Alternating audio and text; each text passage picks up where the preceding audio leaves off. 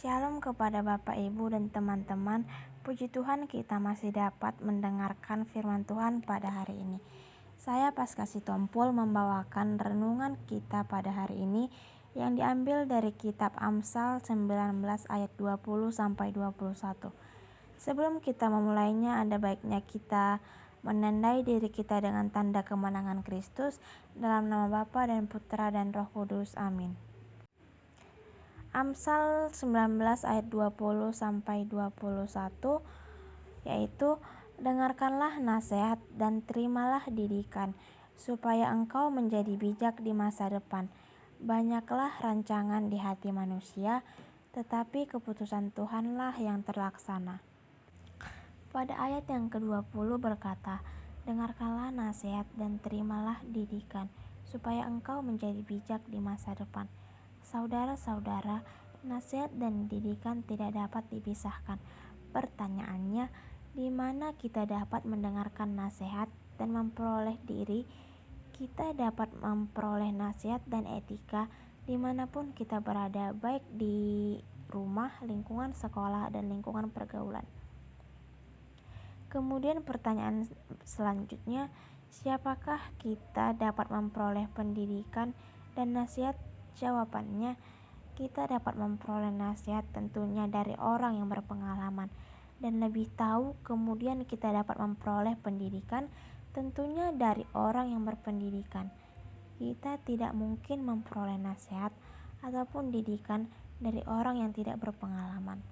Dan orang yang tidak berpendidikan, semakin kita sering mendengarkan nasihat, maka kita akan memperoleh wawasan yang lebih luas, sehingga kita lebih waspada dan bijaksana dalam menghadapi segala hal. Pada ayat yang ke-21 berkata, banyaklah rancangan di hati manusia, tetapi keputusan Tuhanlah yang terlaksana. Saya yakin saat ini kita siswa kelas 12 SMA sedang mengalami ayat ini, sedang dihadapkan dengan banyak rancangan dan banyak pilihan.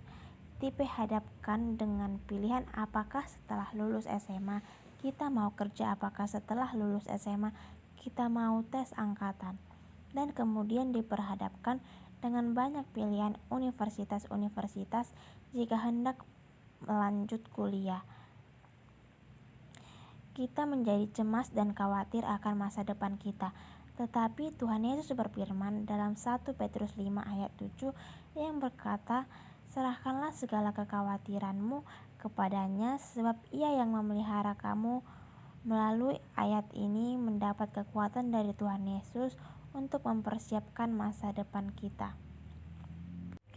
Saudara-saudara, walaupun kita sudah meminta kepada Tuhan dalam doa, belum tentu Tuhan mengabulkannya secara instan dan sesuai dengan yang kita minta. Seringkali apa yang kita minta tidak sesuai dengan apa yang kita dapatkan.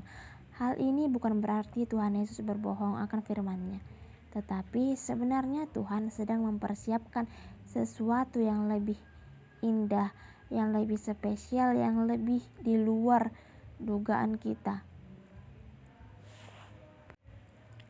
Karena Tuhan itu baik dan kasih setianya untuk selamanya.